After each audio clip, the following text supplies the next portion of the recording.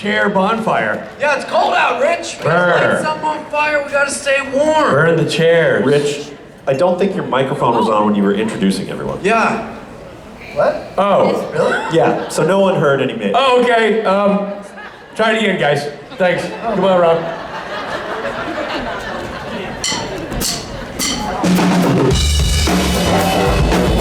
Ladies and gentlemen, put your hands together for Mr. Matt Cohen, Rob Benedict, and me, Richard Speight. Here we go now. 3. Magic number. Yes, yeah, it is. It's a magic number. It's magical, yo. Now we can all do it together, ready?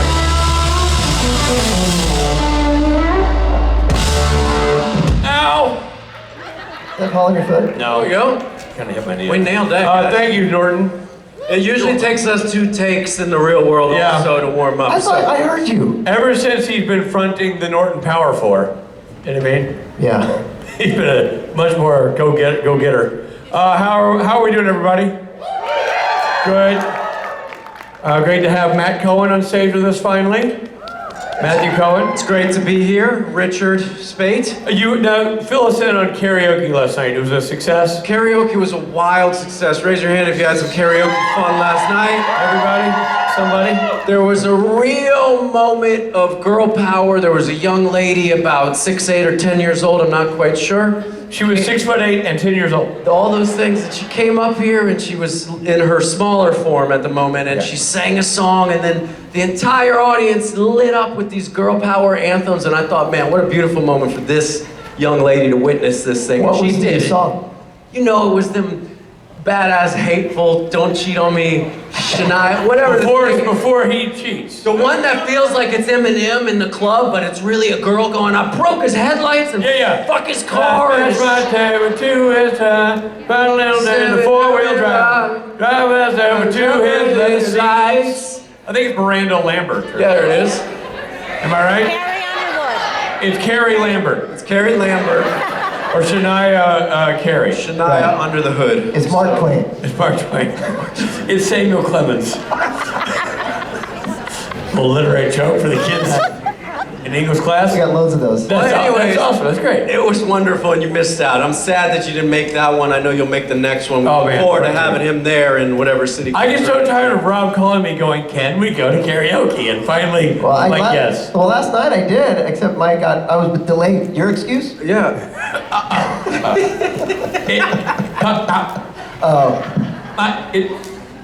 Yeah. He's going through a tunnel, folks. Bear with us for a second. Bad reception. Darn mics. Well, should we take questions and really milk our answers? Let's do it. Let's Yeah. milk them. All right, we'll start over here. The questions that Right is. there. Hi, my name is Nev, and one of the things that I love about you guys off screen is what great friends you guys are. And like I know that Timothy Amundsman is friends with you guys, and I love seeing you guys in each other's shows. Do you know what I mean? I was curious if you guys had your own idea for a show where you guys could work together like all the time. Well, we do. Do we have news for you? I just am excited to hear the name Timothy Amundsen brought up. I love Tim and I went to college together. Love Tim. Robbie, before we get into that, the Tim's, hearing his name makes me think of the great time you had on his show Psych, Yeah. but the funny story it led to. Oh, yeah. You want me to tell that? Yeah, it's a good story. I did his show Psych. Well, okay, so that's one of my favorite things too, is that like all of my weird interest TV shows are like, I'm a total psycho. I actually just bought a baby pin yesterday from a vendor, but really more because she had the blueberry too. And I was like, I have to have baby and blueberry on the same background. Right, cool. That's awesome. Your two worlds. Is Blueberry a car from Psych? It's Gus's. That's Right. I don't know the show, so it's a car from the show. Yeah. Okay. So I did that show, and then years later, Tim was saying on stage that he was like, we would do this thing where at the end of a guest star's stint on the show, if we all really liked them, we would all sing happy birthday to them. It wouldn't be their birthdays, everyone, the crew and everybody would just stop and sing happy birthday. And he's quiet the whole time Tim's telling the story, regaling us with the story. Rob is just standing there. I was like, you didn't sing happy birthday to me. And everybody reacted, and we had a big laugh, and then after a beat, Rob goes, and it was my birthday. Which it wasn't. it wasn't, but it was a The great funny punchline. Anyway, but yeah, so that's an ongoing joke between all of us. But Okay, so Rob, Richard Speight and I want you to use your imagination. Oh boy. Because a woman asked a question and deserves an answer. Yeah, and I was gonna. What if there was a show Well, where we, you and I, with our friends, Okay. tapped into the universe we're currently inhabiting now? Okay. Okay? Just go with me on this journey. Well, I was gonna. And we filmed the show, Right. like a show, Uh-huh. it's not a documentary, Right. it's a single camera film. Like a behind the. But it takes place behind the scenes in the madcap world based on. of fan conventions. Right. Now, we're not out there making fun of fans. No. They're not We're the making- joke. we're making fun. We are Right. the joke. Right. We are the crazy people. We make- And it's about us. At convention. So close. And it's a comedy. What do you think? We made this show. I think that's a great idea. We made this show called Kings of Con, and you can watch it on Amazon Prime. Amazon Prime. 10 episodes. It features the likes of, well, Rob Benedict starring in the show, Richard Speight, Matthew Matt Cohen, Hi. Kim Rhodes, Kurt Fuller, Gil McKinney, Gil McKinney, Jensen Ackles, Jared Padalecki. Misha Collins, Everybody, we're all in it. Michael Cudlitz from Walking Dead, Yeah. Oscar Chow. Ozzy Ozzy Chow. Chow. And what about the I hate to be a spoiler, but it's worth saying his name. You know, the fella you had come in, right, from the old show to be a cameo role, remember? Guy in the Rich headshot? Thomas? The Love Boat. Oh, Bernie Capel. Capel. You're welcome. And You're Bernie welcome. Capel. Anyway, we made a show called Kings of When Con. you say old guy, that doesn't narrow I it. meant old We're Sean. we're alone. Kings of Con. Kings of Con. It's a sitcom, and we all made it together, and we're very proud of it. Rich and I wrote it, Rich directed it, and yeah. It's on Amazon Prime. Yeah. Well, then I'm gonna have to leave the convention and go. You're gonna love it. Who else do we? Oh, Ike Barinholtz. Yeah. Golden Globe nominee Ike Barinholtz. Winner. Ike Barinholtz. That's Rick right. Gomez. It's a great Yeah. talent in that show. Yeah. Josh Myers. Josh Myers There's a- plays You're gonna enjoy Tim it. Amundsen. I know. Tim was supposed to be in it. We wrote an episode about Tim Amundsen. Yeah. But True story about Tim. Yeah. Every episode has something real in it, a kernel of truth, based on our journeys over the years. And this kernel of truth was about Tim Amundsen, and then Tim Amundsen was unavailable to play the role. So Josh Myers played him, but he did a great job. yeah. Yeah, so check it out. Thank you. Sorry, you Timothy for the question. Amundsen. I just love the friendship that you Yeah. guys have. Yeah. It's just really amazing to watch. Like, Yeah, thank you. I Thank think you so you'll much. enjoy it. Thank you so much. That was a fun question. That'd be You great. got a really good answer. If he does a musical, it should be called Oh Munson. Yes. Hi, Hello. My name is Paige. That was actually just my mom. Really? Yeah, this is our first Supernatural convention, so it's really fun. Oh, wow. I watched Supernatural for the first time in the past 5 months. We binged all 15 seasons, so Holy cow. Amazing. that was a lot. What does it feel like to go outside for the first time in 5 months? Well, so I go to school out of state, so we actually did it via teleparty. So it was just like binging like 5 episodes in one night, and then I would wake up and go to class the next morning. Good for you, and sorry you failed all those exams. No, actually, when I do my rewatch, I'm gonna challenge myself to see how fast I can do it without watching with her, because I'm a lot faster. Without watching what? Without watching with her, I'm estimating I can get through it in 3 months. Okay. Anyway, my question is, you all technically play more than one character on the show, so what was your process for like differentiating as you were switching between roles? That's a good question. For me, with all of us, we didn't really know when we got the role it was going to become what it became. Right. So for me, my character had a lot of different sort of transitions, and but the big one was going from Chuck to Chuck as God.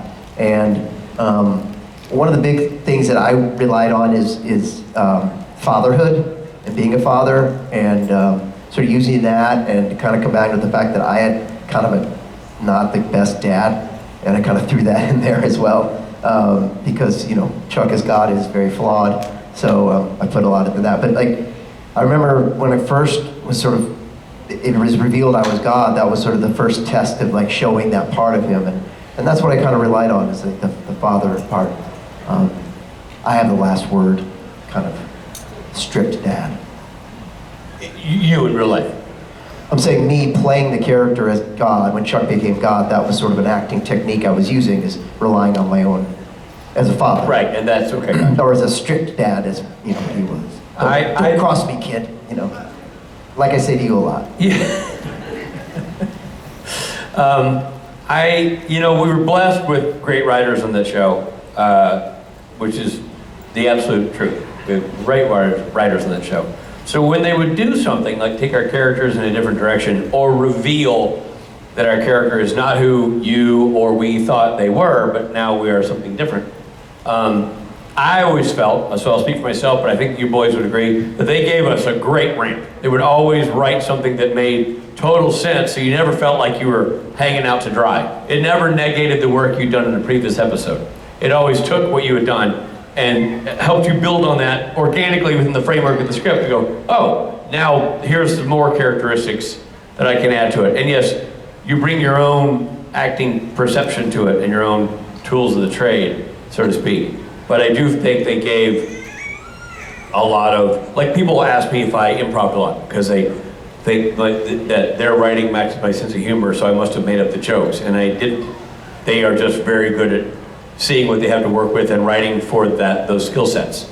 They might not have necessarily known that when I first got hired, but as I moved through it, they're like, okay, Speight can do these kind of things, let's give him more of that. And then for the Loki turn, which was when suddenly Gabriel and Loki are occupying the same space, that was a little more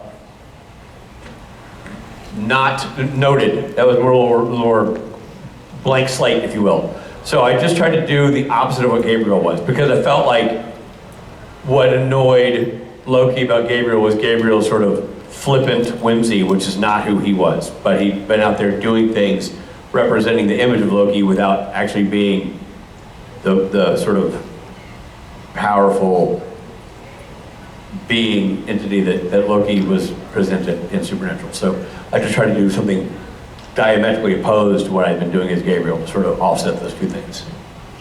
Yeah. Random question, but when you directed and you played all the versions yourself in that episode, did you do like all the Loki one day, or were you flipping characters in the same day? Because we did it by direction, obviously. So if they had a fight, I'd be. I didn't know if you block shot all. Couldn't block shoot it. There was too much movement. There was too much. It wasn't possible to do. Let's clean this up. So I had a guy who looked very similar to me, and was an actor that we hired, and he would be the other version of me. But we had to change clothes a lot. We set up a tent on set just to do quick changes. You look like you? Enough. Your height and your color. Yeah. So if you do like over the shoulder. I was available. Was it your birthday? It was my birthday. No, enough like me. Like if you see the episode, and you see an over-the-shoulder shot, you would never see like jawline and go, "That's not Rich." It was enough. I got a just real quick answer to your thing. When I played John, I tried to be somebody like Jeffrey Dean, but I watched him play Denny in Grey's Anatomy because I preceded the Jeffrey that you guys saw.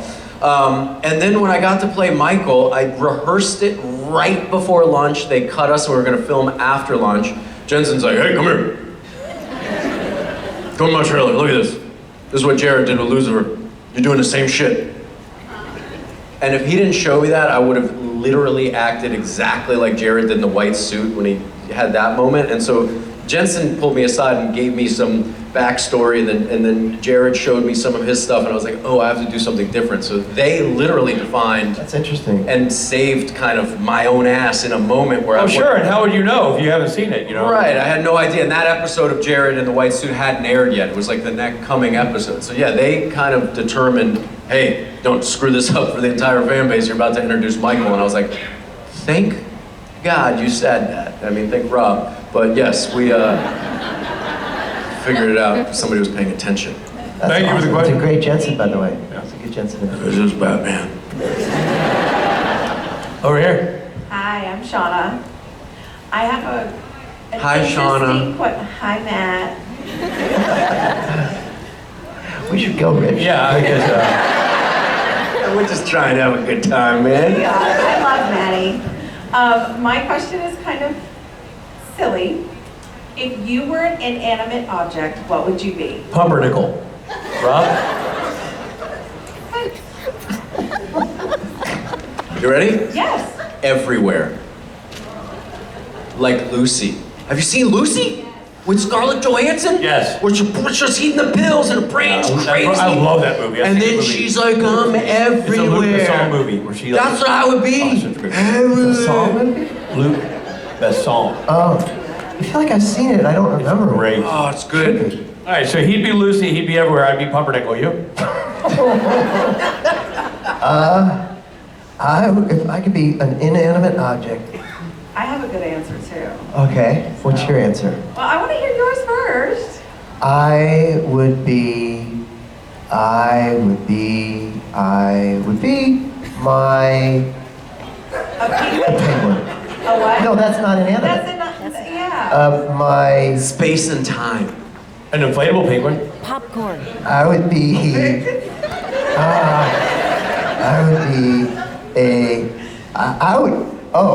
I'd be a swing set. There we go. Yeah, somebody wants some ass. And loves to swing. Everything I was saying, everything I was thinking, I'm like, they can't make fun of me for this. They can't make fun of me. Yeah. I was gonna say my daughter's blanket, and I thought you guys made that one weird. Never. That's such a That's great weird you answer. think we'd make that weird. You make everything weird for me. About your child? Yes. My daughter's blanket. I love that. I would be a pothole. That tracks. Every time we saw you, we'd be like, damn it! Well, no, I would only target the people that are. I don't want to cuss because I don't. You know. Don't cuss. Bad people. I There would you go. only target Target the bad people. Just give them a pothole. There you go. All right. And knock their tires off or something. like That's that. fun. There you go. Okay, good, great. Thank you. Thank you. I'll think about you as a pothole from now It'll be on. Thank you, Matt. bad news if she finds out that an inanimate object can't move. I know. Target thing. Unless All you're right, over swinging. there. Hi. Hi. Well, I'm all thrown off because someone beat me to a Tim Amundsen theme, and Okay. I don't know what to do with myself now. So I guess I will target Rob, and I will ask you, Rob, because Matt, Rich, you guys don't have daughters that I know of. So, Rob, what I would like to know is, what is your favorite song that you sing to your daughter at night? Lullaby or anything like that? Currently, Twinkle Twinkle Little Star is a big, she's 2. Twinkle Twinkle Little Star is a big one, that's one of her faves. She also loves Happy Birthday. So, we do Happy Birthday a lot. You ever just pick up the guitar and Does she think she's on psych? And she thinks she's on site. I pick up the guitar and do play a couple songs because, one of her favorite, this YouTube person named Miss Apple, it's like her favorite show. And so I'll play the Miss Apple theme song. how's it go? Hello, my name's Miss Apple. Hello, what is your name? Take a deep breath, say it out loud.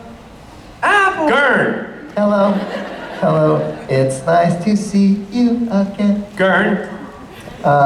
Thank you, Rich, for That was ruining that nice. moment. Wait, what am I supposed to say? My name? Anyway, yeah, Richard. Richard. Anyway, so that's currently in our playlist.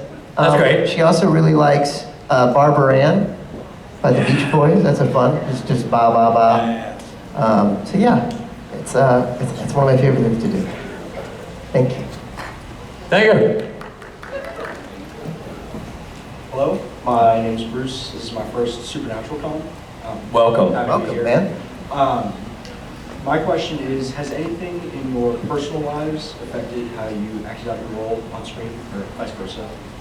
For Supernatural specifically? Yeah, or any role, really, but preferably Supernatural, yeah. I think I probably speak for all of us when I say like our personal life goes into every part we play. You're always kind of drawing on your personal experiences. It's harder to fake it. It's easier to use your sense memory of like things that have happened to you, right?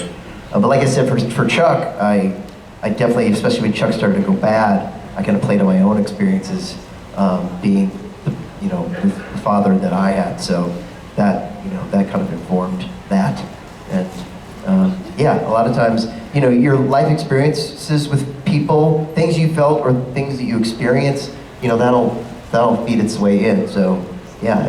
Yeah, I think that's the answer, because there's not anything specifically from my life like, this is Gabriel. But your entire life is a series of events that shape you.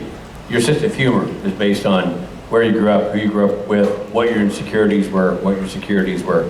Like, that's what humor you looked up to, your ability to process trauma. It's the same thing. I mean, like, things that move you. It's all products of your upbringing, your surroundings, how you came out of the gate, all these things. So you're always bringing your own personality to any role. It's kind of what makes an actor fun to watch. If you love a certain actor, I'll use Sam Rockwell as an example. I love Sam Rockwell. Love everything the guy does. And he can be 3 billboards, you know, where he won an Oscar, or he can be playing George Bush, or he can be doing whatever. And whatever a Green Mile, he can be doing all these roles, and he's different in every role. But he's still Sam Rockwell. And it's that Sam Rockwell that it permeates everything he does that makes him light up a screen. He adds dressing to it, he adds layers to it, he creates characters around it. You know, Galaxy Quest, everything he's in, everything he touches, he's magical in. But that's also what he's just bringing to it, and then he's acting on top of it. But his core essence is what makes him interesting, and that's just who he is, and that comes with him everywhere. Moon is another great movie to watch. Such a great movie. And you get to see him sort of playing different versions of himself. Directed by David Bowie's son. That's right. Yeah. Who was born Zoe Bowie, but then he changed his name to, what's David Bowie's real name? Oh, I forget. It's the same, David? it's one of the monkeys. No. David. Oh, Mickey? No, Peter? Duncan? no. Mickey, Peter? The British one. David. Yeah, Davy Jones. David Jones. David Jones was David Bowie's name. Oh, I didn't know that. Yeah. Where did you get Bowie? What's that from? He just changed his name. I don't know where he came up with Bowie, but he changed his name to David Bowie. And anyway, so it's Duncan Jones is what Zoe Bowie changed his name. Oh, that's awesome. Anyway, Moon. That was Check a that confusing movie out. story. Yeah. But Moon is a great movie. It's a I great forgot movie. about that movie. What a great movie. And that's like one of those movies where like you have like a one location kind of one person thing, and you're like, how can this be interesting? Holy cow, it's so interesting. Yeah, it's great. Super good. So, Wait, what about you, Matt? What happened? Anything? About? Acting?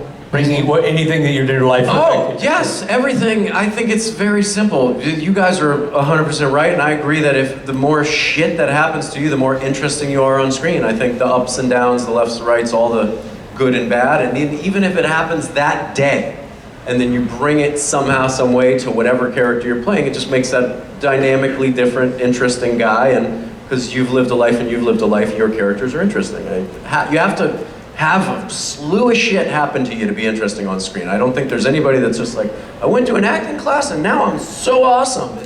You gotta live it, right? You gotta hate it and love it all the way. I agree. Good question. You know those Duncan Jones during No, no. Source Code. They're talking about Did the you really? source code? Yeah. Duncan Jones also directed Source Code. Anyway, so we're off topic. Go ahead, buddy. With Supernatural being a huge fan, also another huge fan of Rising is Wicked.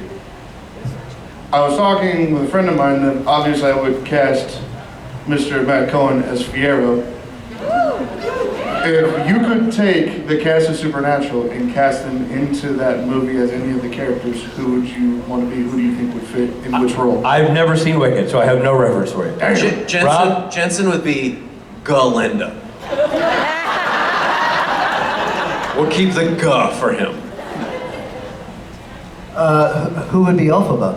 Jared would be a flying monkey. Yeah, who would be Elphaba? Me? Mark Shepard.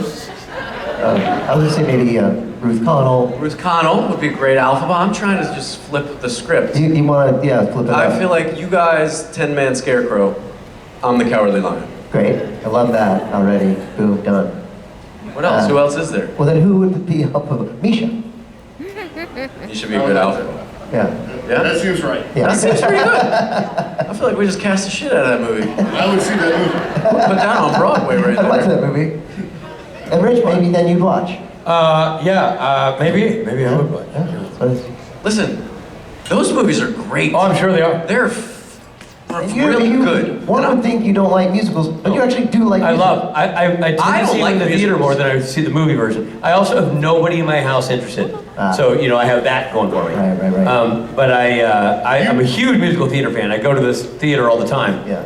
But I have not been You able to should- see you should see Wicked. the first- Is the movie, sorry, question. Wicked the movie, or the movies, are they both the play? Yeah, Act 1 and Act 2. Okay, so Yeah. Rich, you can go to the movies by yourself. Hey, I can't, thanks for the tip. Good point, sir. Good point. I always tell them that. I always say that. All right. Hi, my name is Adam, and my friends all had a question about Richard's role on Band of Brothers, and he wanted to know what you felt like portraying a role that was based on a real person. Well, the assignment that all of us got handed was a big one because we weren't creating a character. We were emulating a real group of men who did something outstanding in an extraordinary time. We all took the job very seriously. We were all very respectful of the assignment and very, very mindful of the families that were either living or not living who were part of the core group representing the gentleman we were playing. So I took it very seriously. And it was the end result for me as a person was an unbelievable experience alongside some incredibly talented guys who also were equally committed to representing their soldier, the person they were playing correctly, because again, our job was not to get in the way of what they actually did. We weren't supposed to add flourishes, we weren't supposed to, glorify or criticize what had happened. We were there to walk in the footsteps of the men who'd already done it. Only they did it with real bullets and real explosions and real loss of life. And we were to not bring ego, but just bring our best focus and skill to the event. And I think, in large part, that's what people did. And that challenge was unique. I don't think I'll ever get handed that again. And the result for us, not just the project, but for us, was a life-changing experience. Amazing. Thank you. Thank you. Hello. Hello. Hi. Matt, this question's not for you. Thank you. Sorry. I didn't know you were going to take a shot at me, I swear, when you walked up to that mic. You probably did know that. All right, go ahead with your question. Robin, Rich, this question is for you. If there was any other supernatural character you could play other than the ones that you play, who would it be and why? Demon 4 in season 1, episode 11. And Wait, why isn't this question for Matt? he already answered I already yesterday. asked this question to Matt. Demon 4, season 1, episode 11. Oh, Rob? I'll give you the real answer. Can I give a real answer? No, I will. Okay. Give Rob will me give a an real answer, but he'll do it answer. very effeminately. We always often say, to answer this question, you have to first acknowledge the fact that the roles in Supernatural wouldn't be what they are with the actors who actually portrayed them. So if I say Castiel, it's Misha's Castiel, because it is. It's like you want to be Misha as opposed to yeah. Right.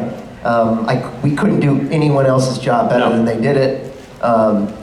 I think for me, the answer is Misha's Castiel, because I love what he was given to do on the show, and I love the fish out of water aspect of Castiel. I think is really fun. This is recent for us because Rob and I don't know if people know this, but Rob and I host the official Supernatural Rewatch podcast. It's called Supernatural Then and Now.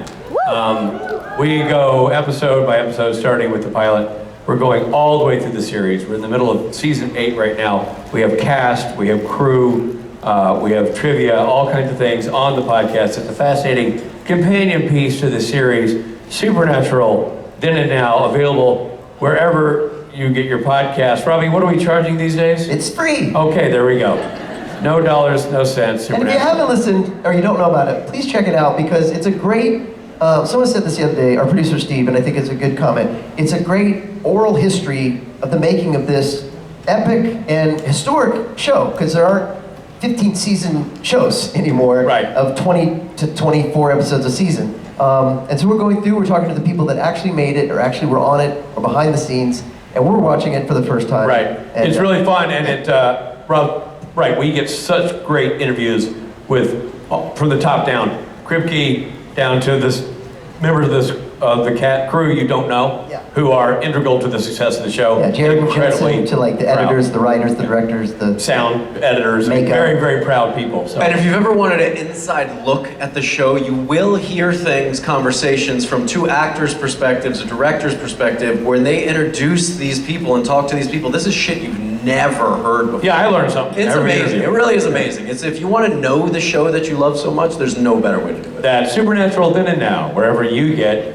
your podcast. Now, because of where we are Right. in our process of watching, the character that comes to mind for me, Abaddon.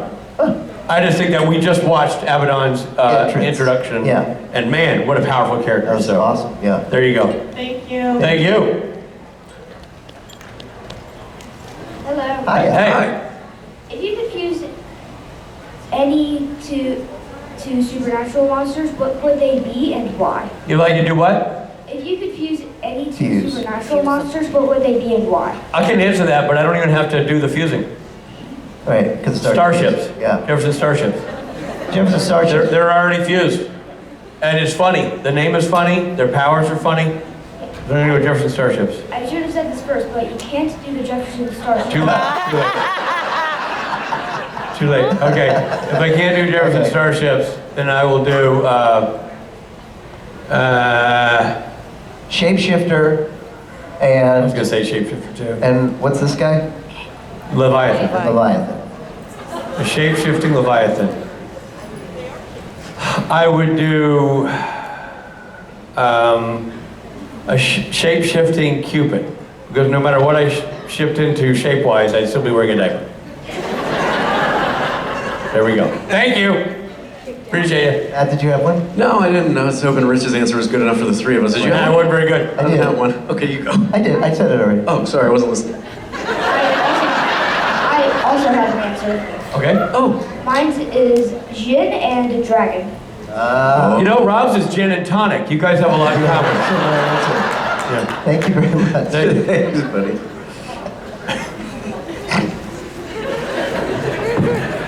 Whatever gets us through the day, fellas. Hey. Hi. Hi. Hi, I'm Millie. This is my first ever convention. Hi. Welcome. Welcome. This is kind of random, but if you were to be an animal, what animal would you be? Pumpernickel. Gooey duck. Man. See, I'm the only one that takes these seriously. I'm really- Seeking the right answer. I'm I serious. know you are. You He's being very serious. No, that's more inspirational than a gooey duck. Google it while you think some Yeah, sense. Google it. What was the Gooey. previous question? G-U-E-Y. What animal? D-U-C-T. If I could be any animal? Like dead or alive? Animal. Ooh. Dead, so deer carcass. Wait, You said dead? wait, animal? Like a snake, but yeah, I'd be like. Animal, dead or Oh, you said- alive? Yeah, if you like a snake or anything. Or like, not really exactly real or anything, like just any kind of animal. Right on. Okay, so Human being. Oh, that's a good. Alright. Yeah. Well, he's a real fan. I would say. I'm gonna go with. I like monkey. Monkeys are pretty cool. There we go. Thank you. Good question. Over here. Hey, what's up, guys? Hey, man. Hey, it's good to see y'all having fun up there. Thank you. I love Rob and Shameless. I thought that was awesome. Thanks, man. And Trickster's my favorite, so I was just wondering what character did you like to play the best? Out of the three? Yeah. Well, this is not a cop-out answer. When you do a guest spot on a TV show, like we're not the regulars, right? We're given these opportunities to come onto a show and be a supporting character. It's unbelievable the complexity of the roles we were given, all three of us. These were not normal roles. You go into any other show, you're playing, the victim, the cop, whatever. Like it's very based in reality. So you're playing those kind of roles. Supernatural, it was such a layered, complex journey that all of us got to explore with our characters. There isn't one that I favored. What I loved was that I got to dabble in all of it. That I got to be whimsical and wisecracking and heartbroken and devastated and vengeful and comical and all these things swirling into various forms. Trickster, Loki, Gabriel, just such a blessing, to be able to sort of play with all that. I mean, obviously I love the humor they wrote for the character, so that's always solid, and they wrote great jokes and really carved out a cool, snarky character, but just feel so grateful to have been able to play it all. Thanks, man. Thanks for your question. And the band is here. Hey, band. Well, let's take one last question quickly. Here we go. Hello. Hi guys. This has been at the top of my bucket list for a very long time. It's a dream come true to be here. I was wondering what is at the top of your bucket list? I want to see my son have a son. Aww. Or a daughter. Just a kid. I was going to say, have all three of my sons grow up to be healthy, wise, and good human beings. I'd like to go to Japan. There we go. Ladies and gentlemen, that's Rob Benedict. That's Matt Cohen. I'm Richard Speight. Thank you all so much.